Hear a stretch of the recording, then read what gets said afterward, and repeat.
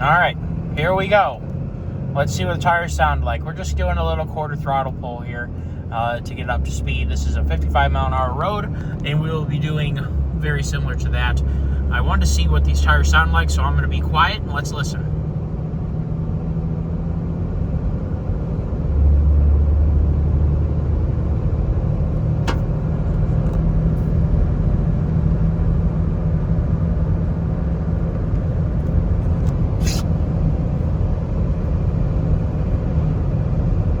I mean, if anything, the wind noise from the box is still louder than the tires are. So, excellent results there. Handling wise, doesn't feel a whole lot different, to be perfectly honest with you. It just doesn't. Noise wise, not a problem. I didn't notice any difference in the way it drives, accelerates, whatever. I think this is going to be a really nice combination. In general, I mean, we're talking, this video really is about how these drive, but it's also about how this truck drives. I'm not really sure I've elaborated too much because I just haven't really had time and just showing what it's like to drive this thing. I wish I could explain, or I wish I could say into words what I'm trying to say, but it's just so much like any other four-wheel drive pickup truck from the modern era. It's amazing how something that is literally a commercial truck has just come so far to be so comfortable, so easy. The steering is exactly correct. Dodge does a really good, Ram does a wonderful job. If I make that clarification, I've been a Dodge owner since I have a 2003 as well, so I just get used to Dodge. But the steering is just weighted so well. It's so easy to drive this truck. The 410 gears are just so good with the aisin. This is not a performance truck. Let's just make that very, very clear. In no way is this truck even remotely a performance truck. It is very deliberate, and it is very, it's smooth, is what it is. But it is definitely not a performance truck. And I misspoke in the end of the last video. I forgot this truck doesn't have tire sensors, so we don't have to worry about a tire monitoring system. We probably will be able to take some air out of these, whether or not they heard me, or I wrote one of the people that was working on it, but I'm not sure if he was the one who ended up putting the tires on. It doesn't feel like these are aired down. They feel rock hard. So we will be taking a look at, I think we can get a little bit better ride quality out of them by airing them down a little bit. And for sure, the front tires are looking like they could use definitely 15, probably PSI out of them to get a more flat contact patch. The rears are looking pretty good though. So, yeah, we're doing 55 right now. We're on a very narrow road. It's the width of the truck, basically. It is very easy to drive these things. I just can't really say enough. I am so impressed with this truck in terms of it being a work truck, and I'm so thankful to finally have a work truck that I can say, this is my work truck. This is when I go and when I leave the house. Wow, this road's a little bumpy. When I leave the house, and I'm not trying to make anybody sick. Let me see. There's some cars coming here. Let me try and stabilize my arm a little bit better here. When I leave the house and I'm intending to go and have a productive, whether it be afternoon, evening, all day of getting work done, it's nice to get into something that your tools are all there. There's no, makeup sitting in the cup holders. There's no baby seat in the back. Like, this is a work truck. And I'm so happy and I'm so thankful to finally have that. And so, yeah, they're just very happy. I hope someday, as the channel continues to grow, I was just enjoying some Chris LeDuc, and I'm disappointed that I can't, not that I don't understand why there would be copyright laws, but I wish I could share that entertainment with you guys. I wish there was an easy way to, blanket pay for, the royalties if you want to playing good music in your video, even if you weren't doing, if you did 40, 50 1-minute clip, second or 1 minute clips of a song. Maybe it's not the whole song, but just it would be so much better for people to have a little bit of tunes while they're driving. What I'm thinking here is, why don't we take a dirt road, and why don't we see how these tires like a little bit of a snotty dirt road, because that's how this truck's going to get used, and we may as well find out. That's exactly why I put these tires on it, and we will see. The brakes feel very, very good on this truck. The Hydro Boost feel. Who else is getting incessant spam calls? It's just driving me nuts. The last 4 months, I've just gotten so many spam calls, just hundreds. I've blocked so many numbers, and they just keep finding new numbers to call you on. I wish I wish something could be done about that. It's so frustrating. But yes, we are on a little bit of a snoozy road right now, and I would say extreme confidence. We're just in two-wheel drive right now, and we're just going to gently move over here so that this person has a little bit of room since they're driving something that isn't exactly a four-wheel drive truck. Great confidence with these tires. I'm going to step on it just a little bit, and oh yeah, 4 big tires back there, grab and hold and going. Oh yeah. See the lines behind me? The 11s is behind me, as Clarkson would say. Very impressive tires. I really like these. I've been wanting to try them, and I just haven't had a reason to. I was talking to my buddy Jacob over at the American Automotive Channel, and he has a different philosophy than I do about tires. He prides himself that he tries a different set of tires every time he gets tires because he loves trying new things, and I totally understand that. My problem is once I find something that I know works for me and is predictable, I have such a hard time trying something new because when it works, it works. Now, the nice thing is the entire point of this truck is to have something different than what I already have. And that is exactly why I bought it. Is it best for YouTube? Probably not. I mean, it's the model year older truck. If it was best for YouTube, I would have bought one with the brand new Cummins and the 8-speed. The reality is that I would have paid $30,000 more than I did for this because it'd be a brand new model year vehicle, not a leftover. So I did not do that. I got what I thought would be best for me. And so far, I adore it. The thing, though, it's not just as simple as that. Because the thing about it is when I know this powertrain's problems. Now we're talking about something that's totally different. I know this powertrain's problems. I know the aisin's limitations, but I also know how much aftermarket support there is for this engine. We can call up Hamilton. We can get a whole set of solid lifter cams, no rollers, no hydraulic lifters, and we'll be off to the races. In the same way, the aisin. If we damage the aisin, which I don't think we're going to do for what we're trying to do, but let's just say we did, there's several excellent aftermarket options for building the aisin. I think RevMax is top of the game for aisin. I'm pretty sure that Randy's custom transmissions, Randy Wise, does them too, I think. But I know RevMax is really one of the better ones and I don't, again, when I name drop these things, I'll let you guys always know. I'm a nobody. I'm not name dropping them because they're people that have sponsored me. I'm just letting you know what I know is out there. I don't have any affiliation with them. Braking and excellent stability. Oh, we got some nastiness here. Oh my goodness.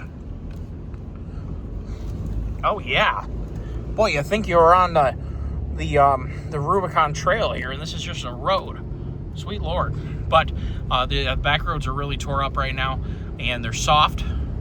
But I will say having the 2 driven tires on each side out back and all this tread with these Falken RTs. You know, I haven't said that yet. I hope you guys have seen the video that will be posted before this one. What I'll do is, you'll probably already have heard an intro because I'm just realizing I didn't even do a proper opening to this video. We'll refilm that. But again, if you missed the intro, which I hope that I put in this video, these are a set of Falken Wildpeak RTs, and they are 285 70 R17 in the front and 255 80 R17 out back. It is a staggered setup. It should work extremely well. They're nearly the same diameter. They're just different widths, 285 versus 255. The aspect ratio is different, which means that the skinnier tire can still be the same or larger diameter than what we have in the front. And the whole point of that, as I said before, if you missed the first video, I want to have maximum flotation with the least amount of downsides. I want to have the least heavy tires that I can have, that I don't need to have spacers for. I don't need to do anything goofy from the aftermarket to make it all work. This all went on stock wheels, no spacers, nothing crazy going on, and definitely this feels great. I think you would feel on stock tires a little bit splooshy and a little bit like front end pushing, and just in general, like if you were to tuck over here and then you come back, this is very direct on the way back. It definitely, when you point it somewhere and then you go back the other way, it's going there with authority, as opposed to pushing or just feeling like you're not in control. The rears respond extremely well, both to the engine braking, and accelerating. Just in general, it's great. It's exactly the way I visualized it. I think it was well worth the effort, the time, and the money. And, I have a whole nother set of tires, whether I hold on to them to use them later or to have another set of tires for Shamu, my Class C RV. If I feel in the future that, or if I wear through those tires quickly, which I hear the stock tires on a E450 chassis cab don't hold up very long, we can put those Nexians on that, and I think that'll work out great. So I have a whole nother set of tires for that ready to go on. But this is very impressive. Seems like very smooth tires. Like I said, I think we get a little bit more ride out of it by airing down the front for sure. Rears are looking pretty good. Yeah, just couldn't be more happy. So I hope you guys have enjoyed that. I don't want to take a crazy amount of your time and just make the video long for the sake of long. But for giggles of it, we can drive a little bit more on this, dirt road. I'm doing a little over 35 mile an hour right now down these dirt roads, and the reason is you never know what kind of massive pothole is coming up next. There's no reason to, just absolutely shake. This is not a rally truck, as much as it would be hilarious to, do some cool stuff with this. Get a Carly suspension kit on it, and maybe an emissions and tack tune from Corey Willis. How cool would that be? You just fly around with an extra 200 horse in your dump truck. I think that would be pretty funny. So it looks like we got a line right through here. Over just a little bit. Oh, yeah. So I have seen, for instance, Randy Wise with his shop truck doing some pretty crazy, gnarly stuff with a dually. A 4-door long bed dually with, aftermarket wheels. And I'm not sure if he had bead locks on that or what he was doing, but that was a pretty gnarly truck. And I like seeing people push the envelope of things different, because instead of being afraid to try something different with this truck and just accepting it is what it is, I decided to go for it. And I really think that it was really worth doing. We're in some Gucci stuff and just in 2-wheel drive, and it just, it does a great job. Not that we need a 4-wheel drive on a dirt road. I'm not one of those city slickers that's like, oh my goodness, we need to be in 4-wheel drive right now. But I will say, when you're in 4-wheel drive, it definitely helps keep you tracking dead straight. You don't get kicked around as much, things like that. But yeah, we're doing pretty good. We have had so much rain. Supposedly we were supposed to have gotten over an inch last night, and it's been raining basically all day today. We have a lot of rain. A lot of our ditches are dealing with a lot of rain right now, and it's just in general a very wet mid-March right now. So, is what it is. I'm still having a little bit of recovery here, but man, I just couldn't be more happy. I just love making YouTube videos for you guys. I love exploring and finding out new things that I didn't know before. I'm so glad I took the gamble on this truck, because I just adore this truck. And I'm glad that I decided to try out these tires. Looking at the tread, I just felt that they would have a really good, balance. A balance between on-road and now there's like sleet coming down. That's great. They're just a really good balance. Really seems to be very good control of the truck, and on-road, honestly, I couldn't tell the difference. I don't know if you guys could hear anything at all. The wind noise on the dump bed was louder than the tires were. So, I really call that a win. I hope you guys are doing well, and I'm doing well here, really trying to get myself on a straight and narrow so I can be a long-term, feature of YouTube. I'm not going anywhere. I'm trying to get my health in check, and good things are happening with that. I just went to the doctors today, or the surgeon, to follow up with my surgery, and everything's looking good.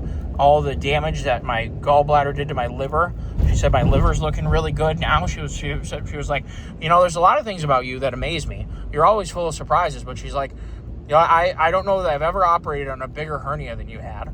And also, your liver seems to have, made itself look better, looks much less aggravated, just in the short, 6 months since I had my gallbladder removed. So I think that is really a phenomenal thing. I had, I'm 31, and before I had my gallbladder removed, I had serious gout flare-ups, serious. And my dad has gout, my grandpa has gout, and I just figured, hereditary, that sucks, but is what it is. Well, I haven't had a single bout with gout since I got my gallbladder removed. I think that thing was infected all the time, and I think it was making my immune system work really hard, and it was making it so that my liver wasn't able to filter out. It was filtering out all kinds of other garbage, and it wasn't filtering out that acetic acid or whatever the heck stuff it is that makes your gout flare up. So I'm really happy to have some really great changes going on with myself. I don't think that I caused my gallbladder to go south. My dad had to have emergency gallbladder removal too, but maybe I did. I don't really know, but I just think that we're really looking up here in 2026. So I'm excited to keep bringing you guys, videos from the first video I made after my surgery to now. Just a massive difference in the way I feel. As you can see, I'm bumping down a back road here, and I'm not, wincing in agony. I'm feeling really, really good. So the biggest thing right now is I can't lift anything for until basically April, and perhaps a little bit longer. I have to go back in for another checkup here in March after the surgery.